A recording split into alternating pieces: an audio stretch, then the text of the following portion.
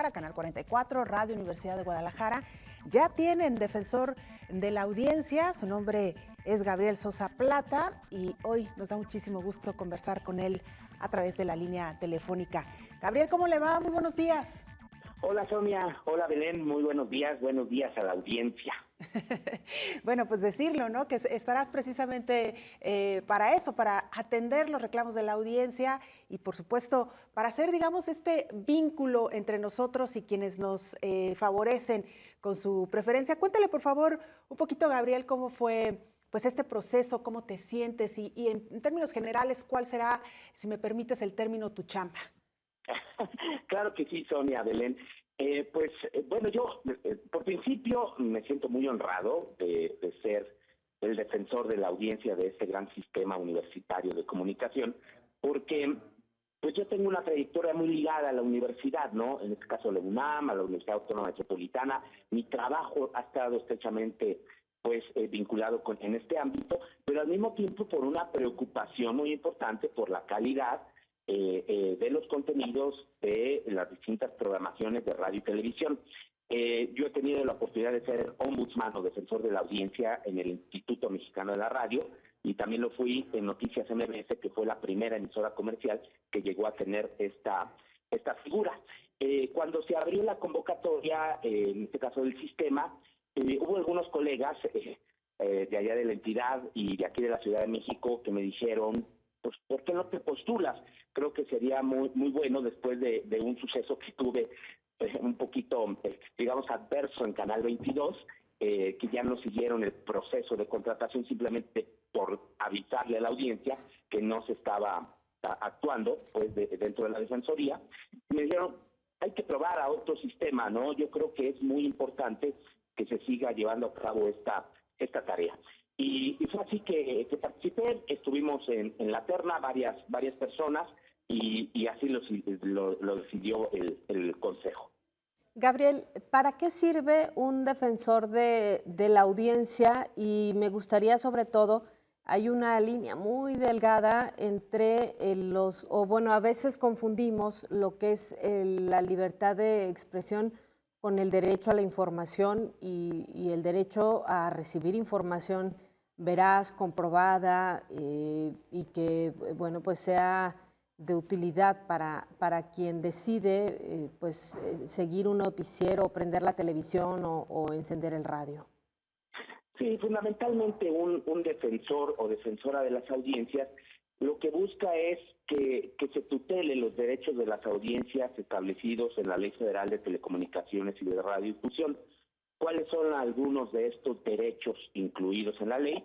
Pues, por ejemplo, diferenciar la opinión de la información, por ejemplo, diferenciar la publicidad de la información. O sea, sabemos que en muchos medios se transmiten entrevistas que no son un trabajo periodístico, sino que surgen de un acuerdo comercial.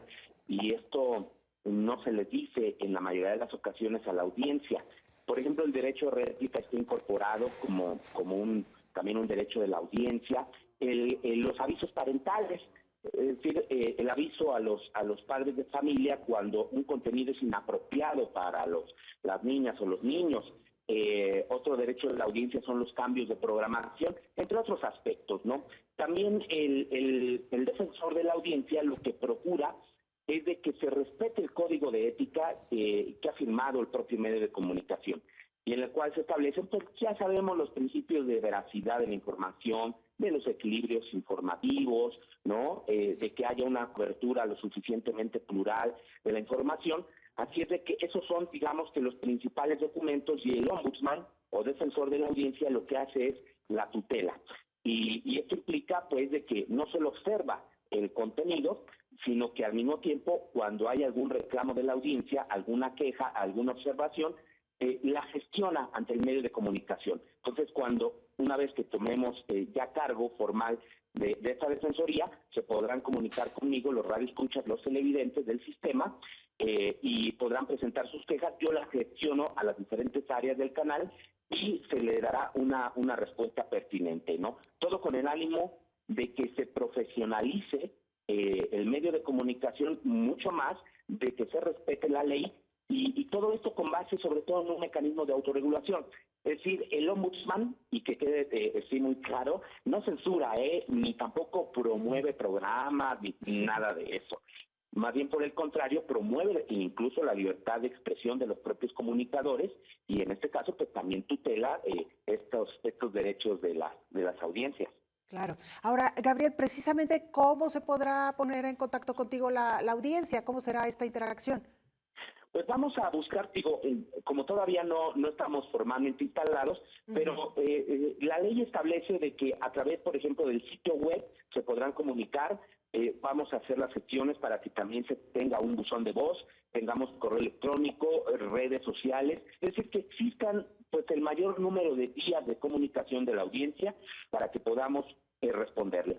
Y más aún ante una situación real que me han preguntado cómo es posible que el defensor pues tenga, digamos, su centro fundamental de trabajo en la Ciudad de México cuando finalmente es un sistema allá en Guadalajara. Pero ahora la tecnología nos ayuda muchísimo, ¿no? En el sentido de que las transmisiones, por ejemplo, que hace el Canal 44 y lo que hace también el sistema de radio, se hacen vía streaming. Y al mismo tiempo, si por ejemplo llega la queja sobre algún programa, lo que hace el defensor es solicitar una copia de ese programa y los comentarios que tenga el productor, el locutor, el periodista, en fin, y se pueda preparar una respuesta a la escucha o el televidente. Pero paralelamente estaremos viajando para tener una cercanía con las audiencias, con los universitarios, hacer foros de discusión sobre los derechos de las audiencias, de que se familiaricen con la figura y de que todos podamos construir medios de comunicación, sociedad, los defensores, mejores medios de comunicación, pues que se apeguen sobre todo al tema de derechos humanos, ¿no? Creo que es un tema siempre preocupante. Gabriel, y a mí me gustaría aprovechar de esta forma para preguntarte tu opinión sobre esta polémica que surge en torno a los lineamientos del IFT y que pues han llevado a calificar a algunos como una especie de ley mordaza a estos lineamientos, incluso las acciones legales que ya emprendieron ayer el presidente de la República y el Senado de la República. Y si por otro lado, pues no nos estamos olvidando justamente de todo esto que nos estás hablando sobre los derechos que tiene la audiencia con respecto a lo que le ofrecemos los medios de comunicación. Así es, y coincido, es decir, nos hemos centrado en uno de los derechos de la audiencia, que en efecto es discutible, se pudo haber corregido la ley en este terreno, es discutible, pues habría que entrar a fondo entre distinguir la opinión de la información. Pero casi todas las críticas se han centrado en eso, cuando los lineamientos lo que hacen es finalmente aterrizar todos estos derechos de las audiencias en algo tangible, material, ejecutable, ¿no? Porque pues pueden estar muy bien escritos en la ley, pero no tener, digamos, una concreción, ¿no? Ya en el actuar, en el día a día de la radio y de la televisión. Me parece muy grave que haya sido la propia presidencia en una especie de acción coordinada con el Senado y de acción coordinada con algunos columnistas y de algunos medios de comunicación, que esto se haya llevado a cabo así, como si el IFT estuviera haciendo algo malo, fuera, como se ha dicho, un censor, cuando no es así. El Instituto Federal de Telecomunicaciones simplemente hizo lo que se le ordenó en la propia Ley Federal de Telecomunicaciones y Reducción de 2014 y lo que tiene como atribuciones con base en la Constitución y la reforma pues que se hizo a la Constitución en el 2013. Pero Sonia, Belén, yo creo que no va a prosperar la controversia constitucional del presidente de la República, porque lo que está reclamando es de que le corresponde la tutela de los derechos de las audiencias al Poder Ejecutivo, y eso no está escrito en la Constitución. Y si un cambio está en la Constitución, en el artículo 28 particularmente, que el Instituto Federal de Telecomunicaciones es el que tendrá la regulación del servicio de radiodifusión, y esto incluye, pues evidentemente, lo que está en los artículos 6º y 7º, que es el de la libertad de expresión y el derecho al acceso. Él es el que tiene las facultades exclusivas. Entonces, también mal no, yo creo que nos iría mucho mal, digamos, no creo que nos vaya mal con el IFT, pero nos iría mucho más mal, si fuera el propio gobierno que tutelara los derechos de las audiencias, porque entonces ahí sí podríamos considerarlos como letra muerta. Así es de que no creo que prospere. Me parece que el IFT ha tenido una posición muy digna, ha aterrizado esta demanda histórica de tener estos reconocimientos de los derechos de las audiencias, y pues bueno, no están suspendidos los lineamientos, siguen su curso. Primero se tiene que admitir la controversia constitucional de los dos entes, de Presidencia y del Senado, y ya una vez que se le dé entrada allá en la Corte, pues entrarán a la revisión de cada uno de los artículos, pero mientras siguen vigentes los lineamientos. Gabriel Sosa Plata, defensor de la audiencia de Canal 44 y Radio Universidad de Guadalajara. El tiempo se nos agotó. Brevemente, ¿a partir de cuándo estarás ejerciendo ya esta función? Pues ya en los próximos días, una vez que se me anuncie formalmente lo que es propiamente ya la toma de protesta, no me han dado una fecha, pero se prevé que sea a mediados de este mes. Pues estaremos muy atentos y nosotros encantados de tener un defensor de las audiencias y además un defensor de tu nivel. Muchas gracias, Gabriel, y buen día. Al contrario, muchísimas gracias por todo. Un saludo a la audiencia.